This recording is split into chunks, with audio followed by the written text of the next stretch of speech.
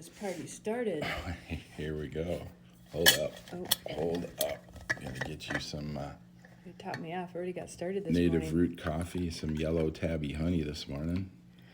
And this is the... Oh, sorry. This is yellow bourbon honey. Oof. Hello. Get it right. Yeah, right? Okay. Ching ching. Whoa. Hey, baby. It's the Marital Arts Podcast with John and Tara Bachland. Bam. Some tick-bing. Trying to figure I out. like that expression, bam. Bam. Not sure why, but it's... Bam. Yeah. Some expressions I don't like. I chinged your glass kind of hard and then I bammed you. You really did. Maybe that's why. I like it. Reminds me of you. Kitty's got their warm towels. Mm-hmm. You're such a good kitty mama. Well, why not? Kitties want to lay on chairs by us while we do this, and Tara warms up towels in the dryer and then puts them on the chairs, and then the kitties come and snuggle in them. You know, there's something about pets, in particular, well, cats and dogs, right? That if they're pleased, you can just so see it in their countenance. Yeah. And it's like pleasing. It's like, it's the opposite of schadenfreude, right? Yeah. You get pleased by seeing them be pleased. Yeah. And I think that's something that's special about. Well, your kitty's a little old lady now, so She is. really kind of getting frail and skinny. You can feel how lightweight her bones are now. Yeah, she's delicate, but she's kind of a stubborn little coot. Oh, really? Yeah. She's kind of cranky sometimes. She's gonna hang in there as long as she wants, despite the odds. Mm-hmm. She was diagnosed with hyperthyroid a couple years ago, right before the pandemic. And you cured her. Well, at least remedied her, I think, way better than what the treatment, the regular veterinary treatment is. And she's still going 2 years later, which even with the standard treatment, they can't guarantee any time frame. They didn't guarantee anything over 6 months, even if they treated her. Well, they didn't guarantee anything. Right, right. They're like, we could treat her and she could pass away the next day. So you busted out the herbs and the kitty treatments, and yeah. Well, the treatment itself would be so shocking. I mean, most cats, I've at least never had a cat that enjoyed going to the vet. No. I don't think any animal really. No. Maybe some dogs are like, hey, I get a treat and something, but cats especially are like, leave me at home with my warm towel. And so one of the treatments was you can have the thyroid irradiated, because hyperthyroid, the thyroid is overacting.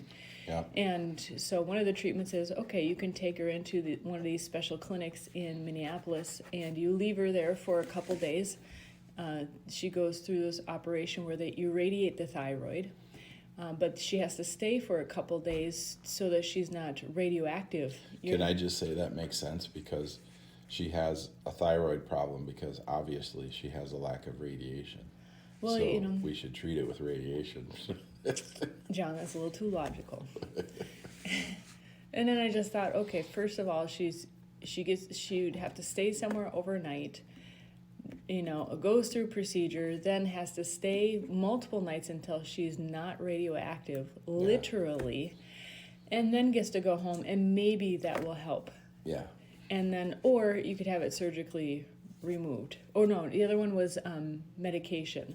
She could be on medication her whole life to counteract the hyperthyroidism.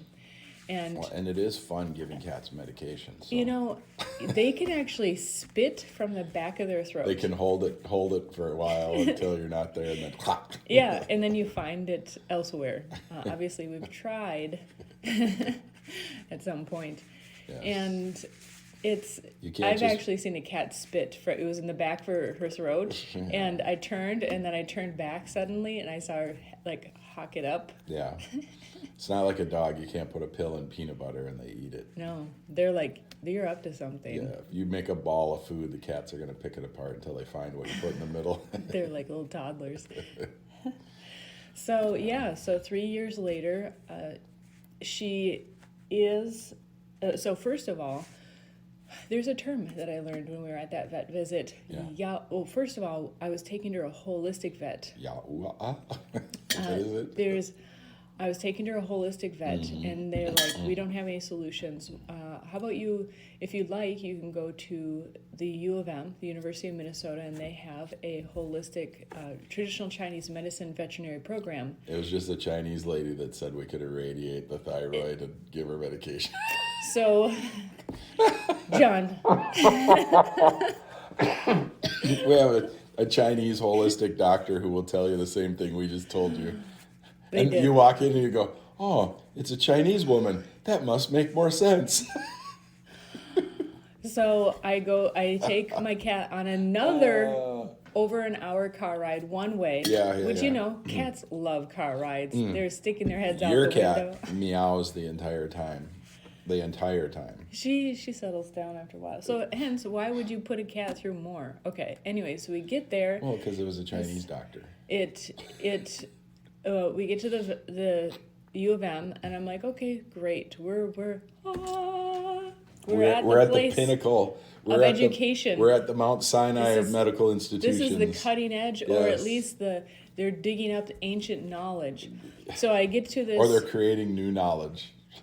So we go to this exam room, which is like a small class, a very small class. Yeah. It's a large exam room with a desk or two desks, and then there's the room is probably like 15 by 10.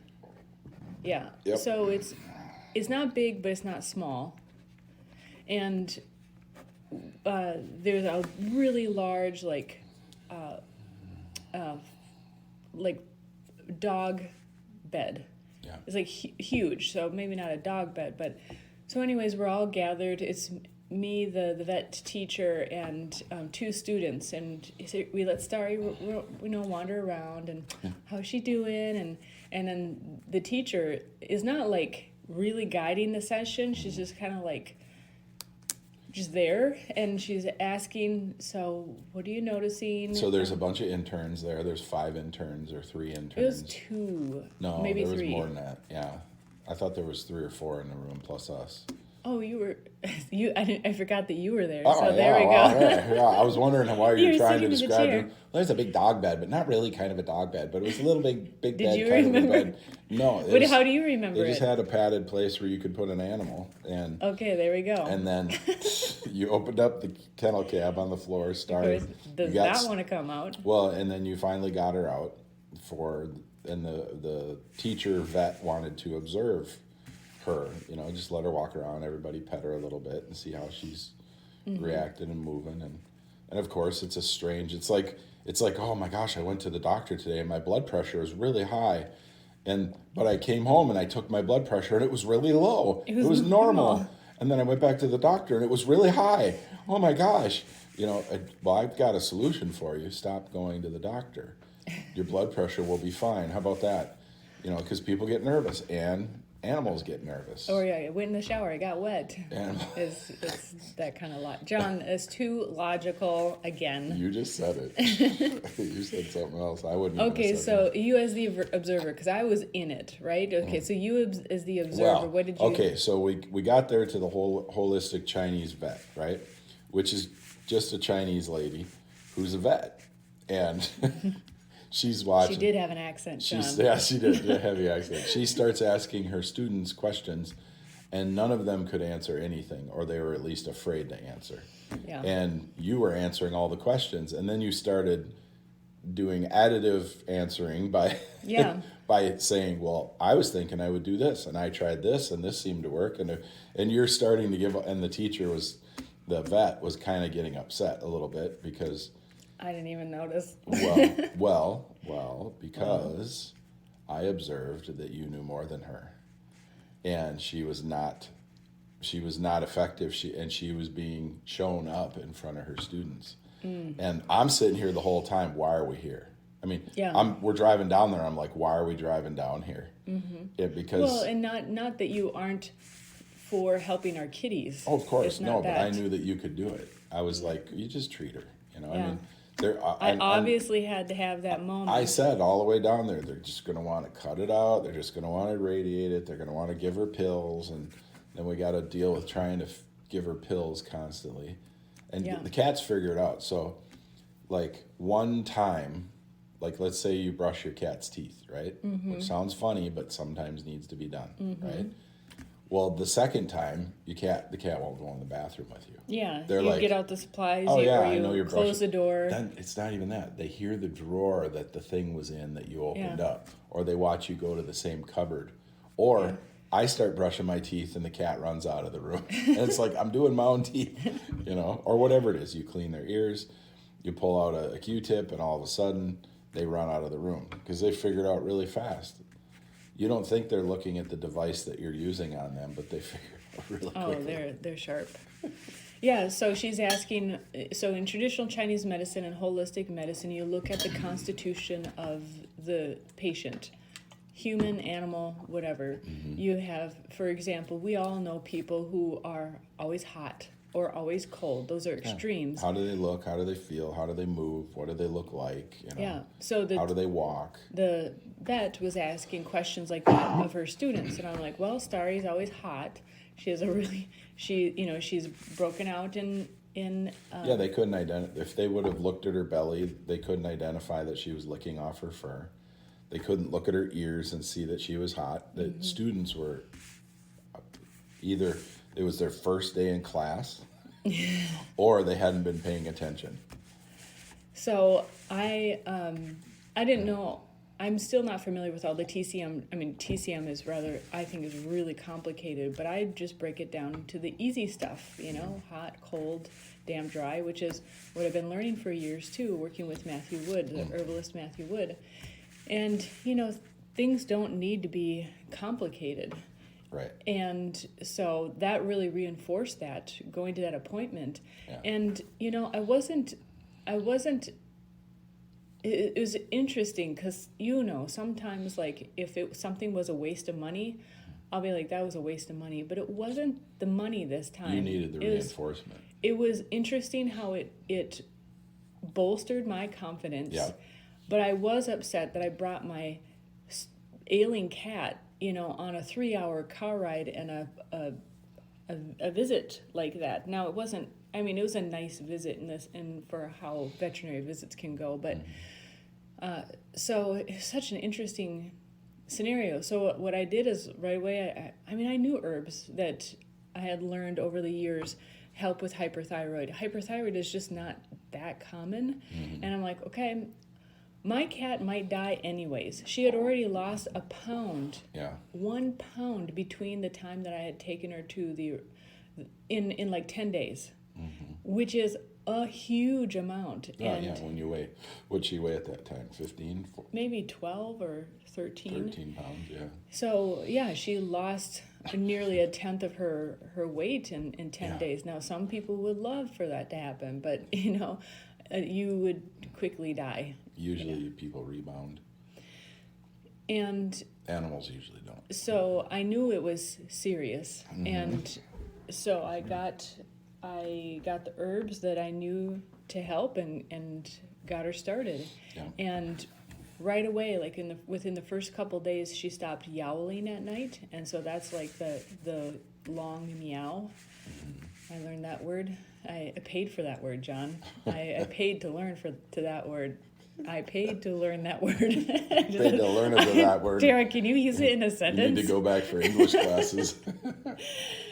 And so that meant her hyperthyroid was calming down. She was no longer that as anxious and awake at night. I mean, and how, you know, if you're awake all night, you know, that would be miserable. When you sleep all day, that's... Well, she was pretty active during the day, so... Okay.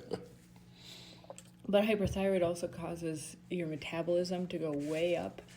She still has a fast metabolism, but, you know, she has lost weight over the last couple of years, but it's been much slower. Yeah. You know, it hasn't, you know, she's maybe lost a couple pounds in a couple of years. Well, she feels about where she should be now. With her age, she should actually feel a little bit frail and a little bit lighter.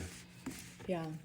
And she actually is really slight. She's a small cat, She wasn't bone-wise, for a while. bone structure. Yes, she was carrying a lot of She was carrying a lot. baggage. Yep. So, yes, lessons learned. Interesting. Right. And well, now I have another cat to help. Your mom's cat, which to be is continued. Actually relatively young. Yeah, she's only 4 years old, so not the same condition, but same thing. You know, she was having behavior issues. She's really cranky, but really nice to your parents, and so your mom consulted a cat behavior therapist who said first, make sure there isn't anything physically wrong, because just like us, if we had something physically wrong, we're not likely to be as chipper and nice. I'm not cranky when I'm sick. You aren't. You are an exception. I just go away and hide in a corner. Yeah. Yep, you and your kitty.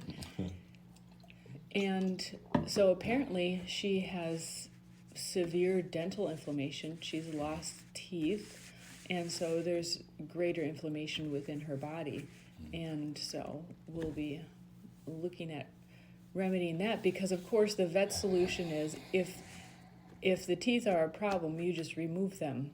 Because if the cat's already cranky, putting them through a traumatic surgery will really put them in a good mood. Well, yeah, I mean, it's not the cure. It's no. Oh, I have to laugh. It's a stress relieving laugh. I wonder if the cats, if they're wild, if they would eat herbs to help themselves. I mean, I know they would chew on grasses and different things, but like we know white oak bark helps your teeth. So I wonder if somehow a cat would end up chewing on a leaf from an oak tree. Or even a twig, just like gnawing on it to kind of... Yeah. Yeah, that'd be interesting. Well, apparently, because I have read about animal health stuff, that when they're on a more real diet, if they're actually eating mice and so forth, they are getting grains, but they're pre-digested grains, for one. They're getting the jaw and gum and tooth exercise from chewing on these chewy... and they get the bile from the stomach and the gallbladder, right. And they might even eat grass, and too. And that acids might keep their mouth clean, from the bile and stuff. Yeah. They also are not grazing. That'd be amazing. Settle down. Sorry, I keep making noises. It'd be amazing to know, what all that stuff does. Like they're eating fresh blood. They're all the things that they get when they're chewing on the bones. Their teeth get cleaned and they crunch them up and their digestive tracts are getting scoured out. Well, and they're not, in the wild, they're not grazers, right? It's okay, I get one meal today. And yeah, whatever they can catch. Yeah. So they're activating intensely for short periods of time all their muscles, all their senses, all their chemicals. Mm-hmm. Yeah. And then they rest and digest the rest of the day. Yeah, and our processed food are what we call crunchies, and even if it's canned food, it's literally dead. Yeah, well, it's the best we can. I mean, we're not going to give our cats mice inside. There's more options these days. I used to make our cat food out of bison heart, which you want to get a better variety than just all hearts. But did we tell that story yet about them? Oh, we can. Go ahead. You can start it. Yeah, so I was making our kitties raw food out of bison hearts. And, gee, I didn't really figure out then that it would be good for us to eat the bison hearts too, but it just seemed like good meat that I could cut up in small pieces for them. Big enough so that they could chew little pieces, but not so big that they would drag it off into the corner somewhere and get well, I already knew about eating hearts. We had that. We had venison heart and stuff when I was young, and it was never... I like turkey hearts and chicken hearts. I've never really been into like big game hearts as a habit. They're pretty big. They're like a Nerf football size. Yeah. So a small Nerf, one of those mini Nerfs. Yeah. Yeah, and so I was making that for them for quite a while, and they would supplement their food. It's kind of like they had to like they couldn't have it every day. Anyways, so after a while they started not eating it. Well, cats are cats and they will change their mind for whatever reason. And so I didn't think much of it until one day it occurred to me that the hearts did look differently, or something just got my attention. Like maybe we should ask our buffalo supplier if they've changed anything. Yeah, and we did, and we found out they were finishing with soy. And the cats knew it. Yeah. Which cats wouldn't eat it. Is not a natural diet for buffalo. We buy buffalo because they typically won't eat something that is not natural to them. But apparently they've been, they will if they're starving. Yeah. Yeah. There's that. So you got to make sure that your suppliers of your food are ethical, and feeding them soy or a semi truckload of potato chips with soy oil in them is not the way to finish your bison. No. And that was about 15 years ago. So I think now you can find a lot better. There are many more resources. I mean, back then you really had to look. It was probably a cattle farmer that bought buffalo because they saw the trend going in that direction, and so then they still had the same habits as they did when they had cows, and they probably still had cows, but they weren't telling all their buffalo customers that they had cows, right? So they might have had them in the same pastures and that kind of stuff. So you should go see the farm. Yeah. You should visit. It's fun, anyways. It is. It's a lot of fun. Yeah. Well, the one thing that you got to know too about buffaloes is they can't slaughter a whole bunch at once. Yeah. Because if you take out the family group, they're really oriented towards family, so they have to manage the growth. They have to manage the culling too. Yeah. And when they buy them, they have to buy them in family groups. They can't go buy one buffalo at a time. You got to buy at least 4 or 5. They'll actually notice that Bill is missing. Yeah, and then they just walk through all the fences looking for Bill. Yep. They're something else. They're a herd family unit kind of animals. So, so yeah, and when the farmers know that, it's much more ethical, and people might not think so because they're like, oh my gosh, they're family, but at some point they were put on the.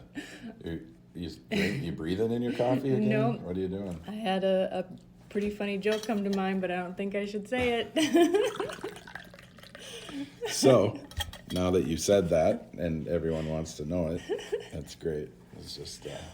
Well, I'll we wait for you to say it. probably all have had a family member where, like, if they would just disappear. So, you want to let the buffalo choose which family member goes first? Maybe that would be the ethical thing to do, John. All right. Well, since we're not talking about Soylent Green, we'll keep going. Who knows what that is? I had to look that one up one day. So yeah, I think it's much more ethical. They just take the ones that are getting up there in age, and it's good. I think it's a great practice, And that's how our kitties were looking out for us, whether they knew it or not. Yeah, it's interesting. We stopped using that buffalo farm, and found one that wasn't doing that. And then we told the next one we went to what the other one was doing, because we wanted to illustrate how terrible it was, because there's a story that goes along with it. So the next buffalo farmer that we found told us a story about, they knew people were finishing with soy, and when they brought in their bison finished with soy. Now, finishing only happens for like the last 30 days, right? When they're fattening them up for slaughter, right? Yeah, I don't know how long, but something like that. Something like that. So they were finishing for 30 days with soy, and This one the potato chips? It was the potato chips, yeah. Yeah. They had gotten, for really cheap price, semi-loads of Lay's potato chips, and they're I don't even know if we knew the brand. Yeah, but we it did. Was They okay. said that, and they're So they weren't good enough to sell, likely, or something. and Lay's potato chips have soybean oil in them, and the bison had been eating that for about 30 days, and they brought them in to the butcher, and the butcher started cutting into them, and all the fat was rancid. and rotting and smelly, and the butcher got sick and said, I cannot process these animals. Can you imagine if you came in with 6 buffalo and you were trying to fulfill tens of thousands of dollars worth of orders, and you found out that you finished with, which I'm sure the farmer didn't realize, the bison farmer didn't realize it was going to do that to his product, his crop, his bison, right? And then you find out nobody will touch that meat. What I find amazing is, what does it take to disgust a butcher? You would think nothing, You because think. they deal with the insides of animals all day long. Yeah. So, I mean, obviously there's something, I think, innate in us of what is healthy, what is good, and what is not. I mean, I can see the look on your face already has, like, disgust. I could tell some stories. So I've been in cadaver labs, and I don't think... and I've been in surgery. Yeah. So I'll just tell one story. I was in a surgery of a bariatric patient. They were getting a stomach reduction, and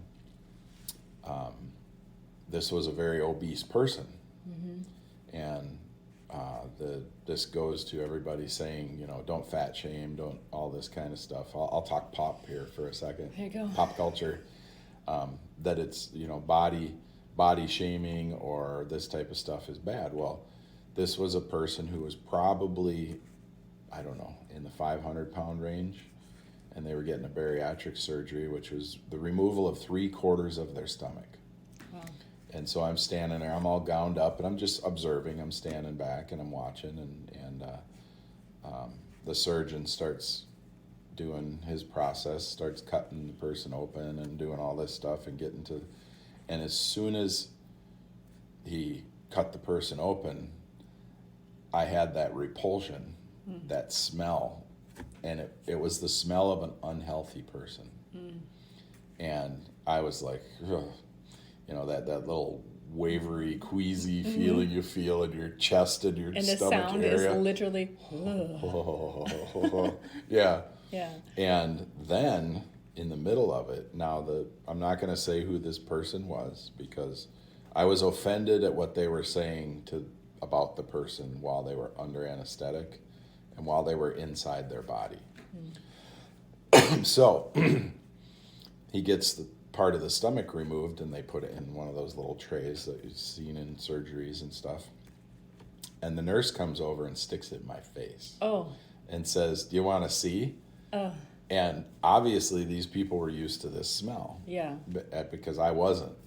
And the repulsion was already there, and then the body part in my face was a whole nother level of gross. And actually, like, organs look weird.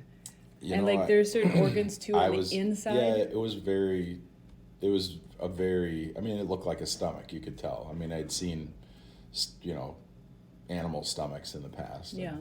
And, I mean, even a tiny little duck stomach, it's similar, right? It has a smooth texture on the outside. And it wasn't gross seeing it, it was the smell. Oh, I have an aversion to what it looks like. And then afterwards, I said, that person smelled like they're rotting from inside. And my friend, the surgeon, said, "Oh, yeah. Everybody I operate on is rotting on the inside."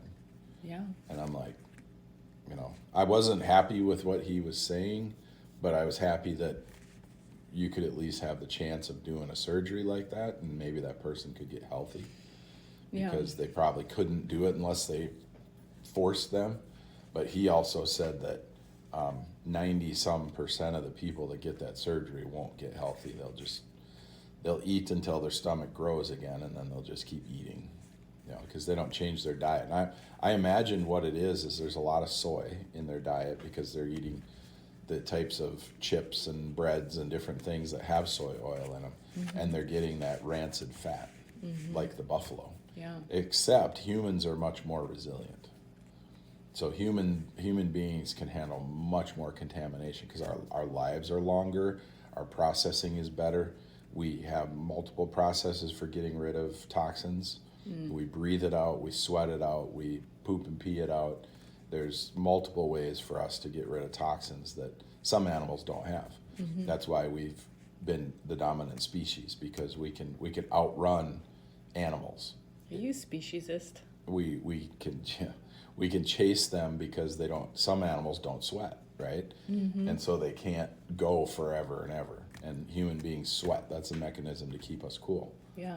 And so, as a tribe, like 3 or 4 hunters could chase down an antelope or a water buffalo, or a buffalo, an American Well, that's buffalo. the strategy of some animals, like cats. They can run longer, right? They'll outrun an animal. No, cats have to catch them within a certain period of time. Okay, it's the opposite. Cats don't then. sweat like that. Yeah. Oh, it's opposite. So, like the gazelle, if it can dodge the leopard or whatever. They can run farther, longer than a leopard. Yeah. Yeah. But they can't outrun a human long term. So there's just the levels of chasing. You got to be able to just. Well, humans especially- can jog. They can literally jog forever. And they have Land Rovers and roads. I was thinking of tribal peoples that use spears, like everybody used to just have spears. That's how we survived, right? Yeah. Because we can do that. And we make tools. We can make spears and bows and arrows, and we know how to use rocks and stuff. And So back in the day, this is what's interesting to me. I'm going to slightly is this change the J&T topic. History Channel? now? This is Morning with Coffee history. Oh, okay. Yeah, not drunk history, but this is like early morning kind of creative mind, Okay, so what's interesting to me is, how there still exists the names of like, it's Englishized, but Yeah. shoemaker, baker, it would have been in the old Backlander. That's stretching it a bit, but Well, Smith. Yeah.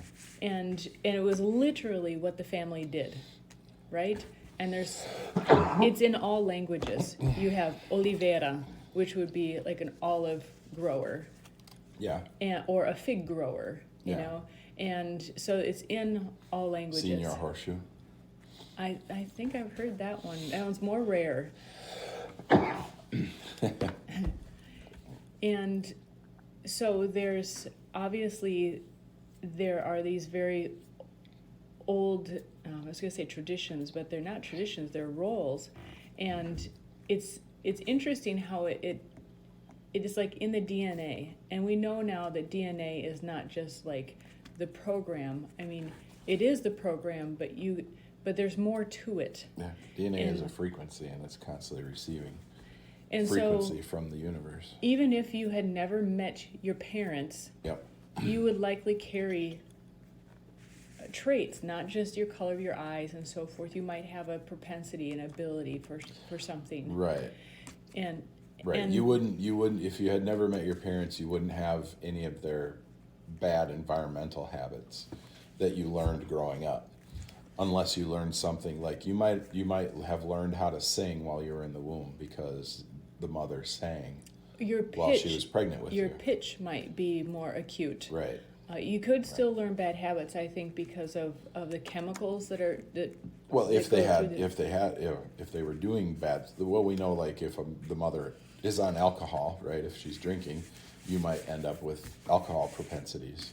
or if she's in a very stressful relationship and they're arguing all the time, and Yeah. those are the chemicals. Yeah. But that's not the point that I was going towards. But Okay. it is supporting evidence. So what's interesting is that I work in the field of with herbalists and creating online teaching content, and so many of the herbalists have last names, and some of them change their Naturally, names, but yeah. but they naturally are like, well, Yeah. Matthew Wood. Well, there's one with the last name Wood. There's Yeah. one with the last name Wolf. right. We've heard of Weed. Yep. Yep. Naturally, the name Yeah. is Weed. Yep. And lots of things, you know. So many. It's Yeah. just like it's you start just going, oh yeah, of course, and it's like it's an inner program, you know. So what I find interesting is that you're in the tool making realm, right? And so you talked about tools. Back in the day, the tribes would have used spears. And in that tribe, you would have been the spear maker, and like someone comes back from a hunt and they're like, this one was too heavy, this one didn't pierce the hide well enough, and you'd be like, oh, okay, I'll try something new, And it's interesting to me to think, what would our occupation be in that realm? So if we went back in time, what... For me, producing online content, well, obviously, it's only as of recently that we have a... No, I will label you. That's okay. Yes. This would be So fun. you're very interested in homes and different structures and stuff.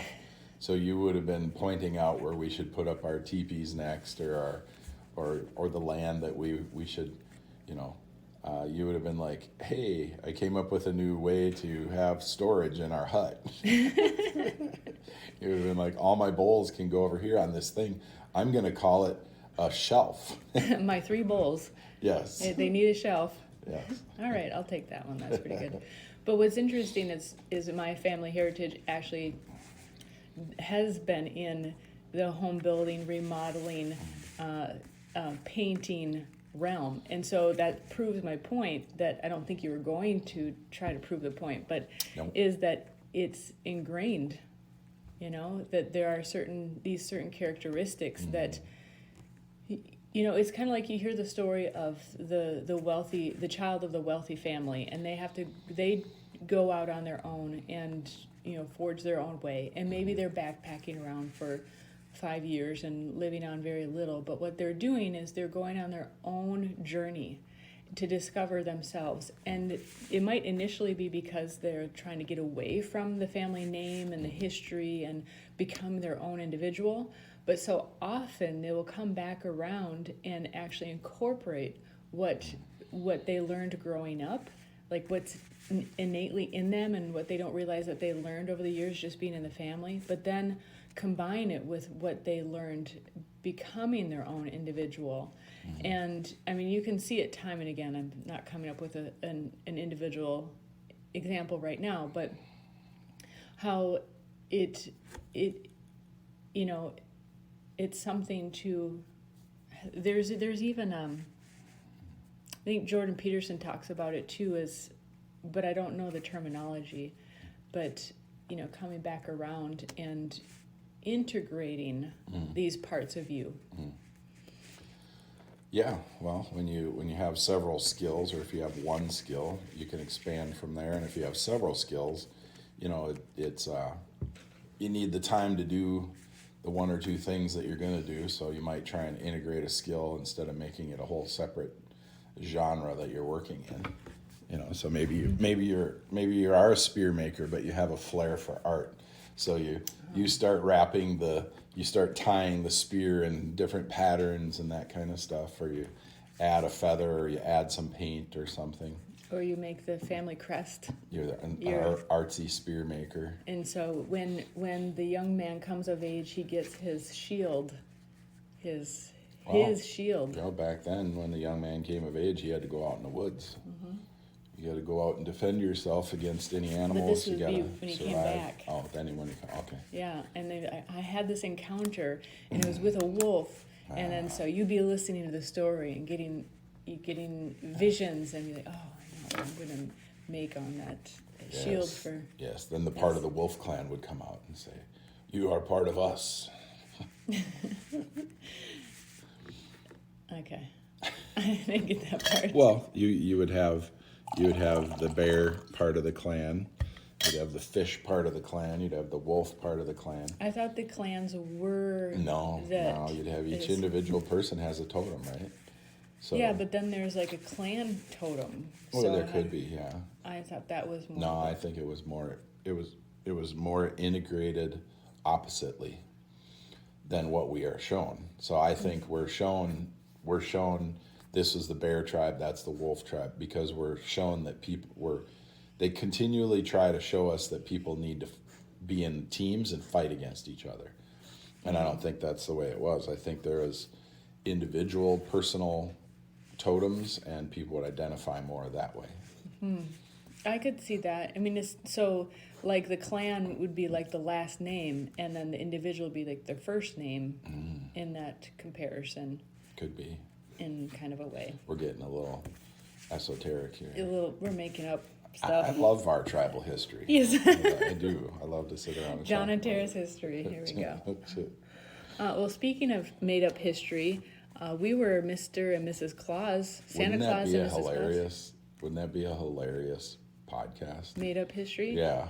I think we're doing it. This is our made up history segment. this- Hashtag made up But history. you could do a podcast like that forever and just make stuff up.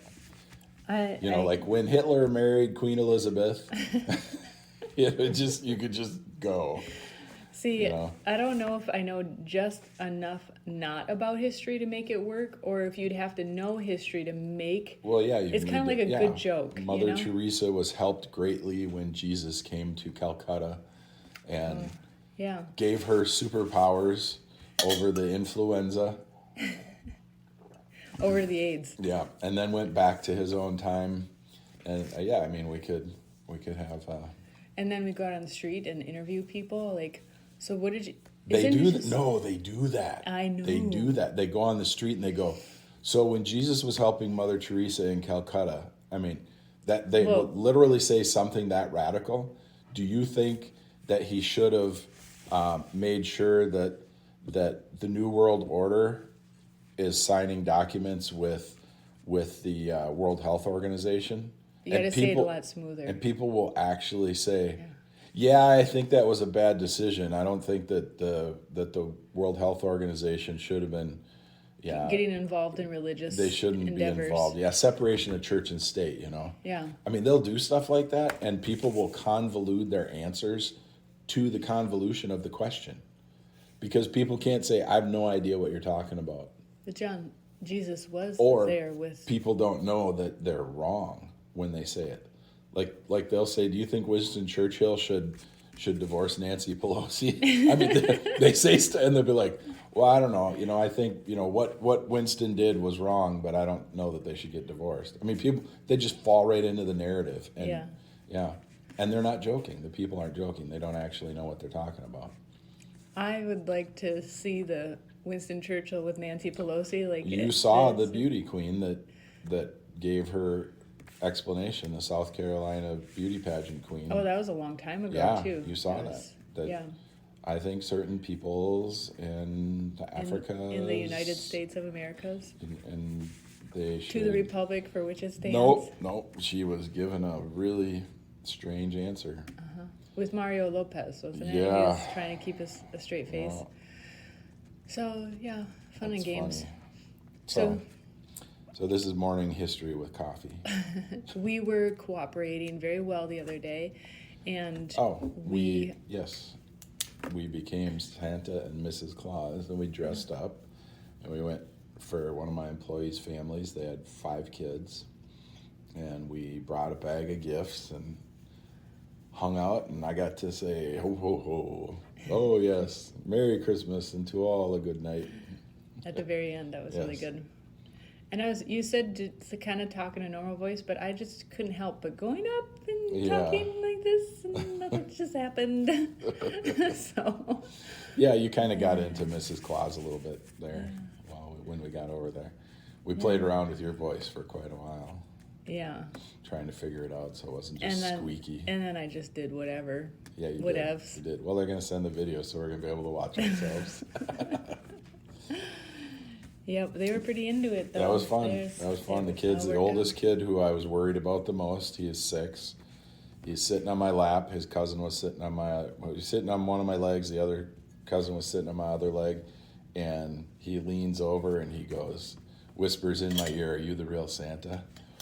And I was like, "Well, tomorrow you can ask your dad." Yeah, and then the other little boy, you said he was like the perfect age. It looked like he was He like maybe was. like 4. He got a present and he opened it, and it was a bunch of suckers, and he gave each of us one. Yeah, it's pretty sweet. Yeah.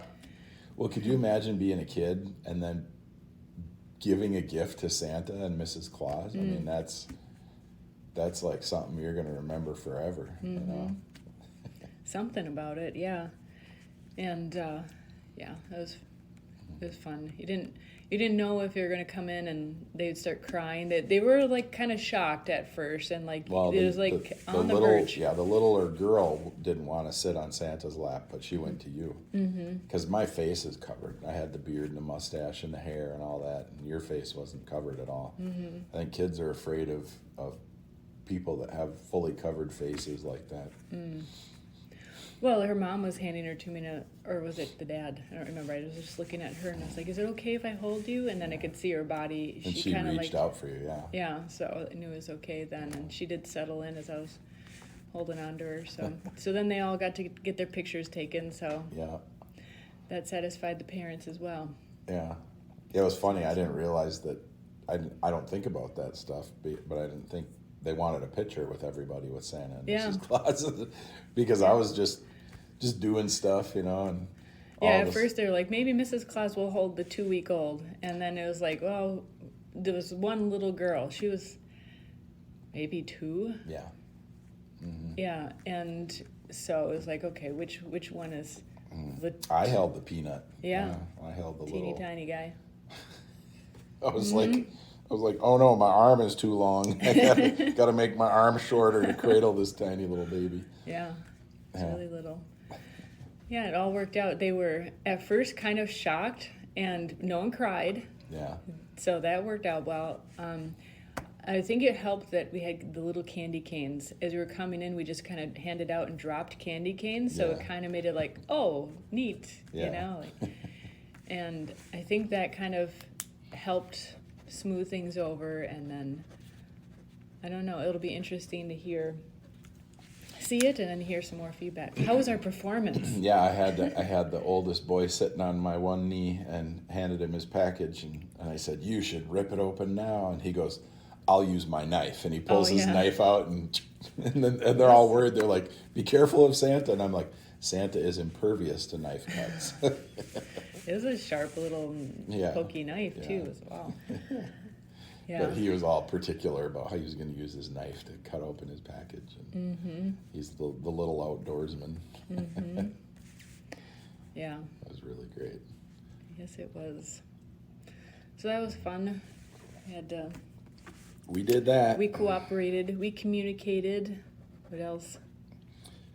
Being Santa and Mrs. Claus. That was a first. You know, it's kind of interesting when you have your own that's kind of a coming of age at a later point in life. It's like, oh wow, it's asked to be Mrs. Claus. I could play this old dude. Yeah. Well, and then we went over to your parents and they took pictures for us. And can you imagine what that was like for them? You know, like our son and daughter-in-law are playing Mr. Santa and Mrs. Claus. They were amused. I think Yeah. that was amusing for them too. Yeah. Well, other than being like totally polyester and stuff, the outfits worked out great. Yeah, well, I had the good face for it. My eyes and my nose sticking out are almost perfect for Santa. My cheeks get a little red. Well, we both have reddish complexions, so that I was getting hot too. So I could feel you sweating through the jacket. Yeah. Yeah, when you put on something that doesn't breathe, and you got a tight wig on, and you got a tight chin piece, and Yeah. everything was constrained and restricted. Yeah. Then I had glued on the mustache and the beard, and Yeah, you even purchased one that looked more yeah, real. Yeah, Yeah. that was good. Yeah, the first one was really bad, so it's a cheap one. Yeah. Yeah, well, you knew that the oldest kid, only 6, but you knew that he'd be discerning. He's a sharp one, so obviously I met him not as Santa, so yeah. Yeah, you did really well. I realized at a certain point, like I wasn't trying to steal the show, but I realized at a certain point, okay, Mrs. Claus needs to let Santa do his thing. It's about Santa and the kids. I thought it was almost a 50-50 situation, probably more like a 70-30. Well, it's interesting. Santa. I don't know why we did. You usually, you know, in a safe place, obviously, let me in the door first. And I'd mentioned after, like, well, I wonder why Santa didn't go in first. The kids, but we kind of discussed afterwards that, Santa's big and can. When entering a facility, let's talk about that for a second. Right. Men are supposed to go first because you don't know what's inside. Yeah. Right? So if you're entering somewhere that's new to you, or you don't know, or it could be potentially there could be a hostile situation, which you couldn't know of, the man is supposed to actually go in first. So just saying that to everybody. We think it's polite to open the doors for women, but that's when you're going outside of your home, or that's when you're getting in your car. That's, it is polite to open the door. If, let's say you're going to a restaurant, you got to be aware of your surroundings. You're hearing, there's no problems. You're seeing, there's no problems. It is polite, but you can hold a door from the inside too. So once you step in and realize that it's a safe environment, you can hold the door for Well, your this lady. one was a door opening to the outside. The two little boys were at the door. Yep. And just kind of like, is this really happening? It was non-hostile. Yes. And so you held the door open to the outside, and then the kids ran in, and I walked slowly up the stairs, and we were talking, and, Yeah, people forget because we live in such a safe world, a safe country, I should say. People forget that you could be walking in somewhere that there's a problem going on. Well, and there were the terms, even the term gentleman, would be a polite man who has that kind of conduct. And this is what is bothersome to me these days, when women are like, I don't need the door held open for me. Yeah. Well, I know sometimes it's nice for me to have the door held open, because I've had some battles with some doors, and they're strong. Well, there's a restaurant we go to every now and then, and you literally, I have a hard time opening the inside door because they don't have there's a vacuum in the kind of the entryway of the foyer of the building. So you'd think you'd make sure that's, because it's like it's a underlying message. Yeah, they could put a little vent in that would equalize it, and it wouldn't be a problem. So a gentleman would be someone who was trained. He might have had his sword at his side or something, and or his cane, holding the door open. Well, even how women were dressed back in the day, or we didn't have as many. So when we were in Brazil, for example, you were not to call you out, but you were tripping all over the sidewalks, and they have, I don't know if it's just the civil engineering or just because it's a semi-tropical or tropical environment, and the trees are literally growing up through the concrete. I was used to walking in America, where it's flat, right, and safe. Well, think of... And I'm very aware of stepping, my surroundings. I do lots of footwork exercises. I'm very aware. I was really surprised. I had to learn where we were. Yeah. It's not like I was falling down the entire 3 weeks we were there. So similarly, not too long ago, and still in many places, the environment might be hazardous like that.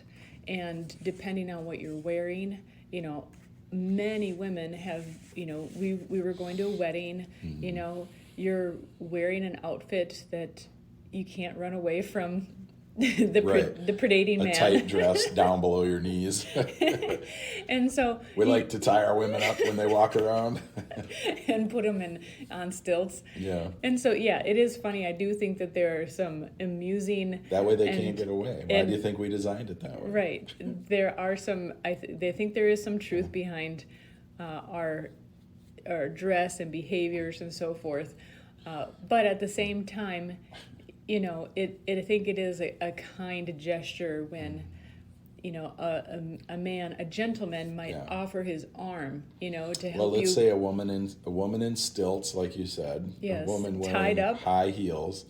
She's got a tight dress on. She's not breathing very well to begin with. So she might be faint. She's got her hips jacked forward with her pelvis tilting down because she's wearing the high heels. How is she supposed to get leverage on a heavy door? Totally. Yeah, it's very Yes. difficult. I could see it while they're You standing have to there. stand sideways. Yeah, actually. and then you have to lean, Yes. and then you have to get out of the way of the door if it opens really fast. You learn actually to scoot through really fast. Yeah. Yeah. I've watched it. Mm-hmm. It's entertaining. I bet. It is. I mean, no doubt there are silly things that we do, and Yeah. for Well, the whatever guys reason- got together and said, okay, how can we make them look totally sexy and make it so they can't run away? Mm-hmm. All right. So we designed the heel. Mm-hmm. The stiletto. and they got together with their 6-inch pumps. fashionista brother, and was like, Let's here's make the here's leg what we wraps want. real tight. Yeah, So and they make can- it so she can't breathe. So They can scoot. Yeah, we don't want them being fully oxygenated because then they could run farther, faster. actually, it's more real. Like, so when I was 12, I went to Japan. And I visited my uncle and his family and got to stay there for a month. And one of the novelties was go to a kind of like, it would be like a glamour shots, but you would dress up in the traditional kimono. Yeah. And they would paint your face, and you'd wear a black wig, So and you look like a geisha. yes, Yeah. but like it wasn't like when you go to Valley Fair, or your local amusement park, and you just drape on It was real. It was real, and so the whole middle section is padded, and you are wrapped and wrapped and wrapped, and like literally, you can only wiggle, like that is as fast as you can go. That's where the It's song literal. wiggle, wiggle, wiggle, wiggle, Maybe. wiggle, wiggle came from. And then the socks are, they have a split toe for the Tabby sandal, socks, yeah. and then they're little flip-flop sandals, but I think they were like wooden or something. They must have been. Yeah, and then they had a little bit of heel. height on front and back. Literally, you were not getting away. Yeah, mean- they were little squares front and back that you would walk on like that. And so I was like, oh, it's not just a cliche that they're like wiggling in the movies and such. I mean, you can move your arms, it's great. You can move your arms, you could do whatever. But yeah, talk about whatever. Was it hard to breathe? I don't think it was hard to breathe, but I couldn't breathe fully. And it's like, definitely you weren't freely moving. Yeah. I'm sure a corset would be much more uncomfortable. So interesting, cultures in different places of the world Yeah. had well, at least the women in the Western world got to have their legs unbound.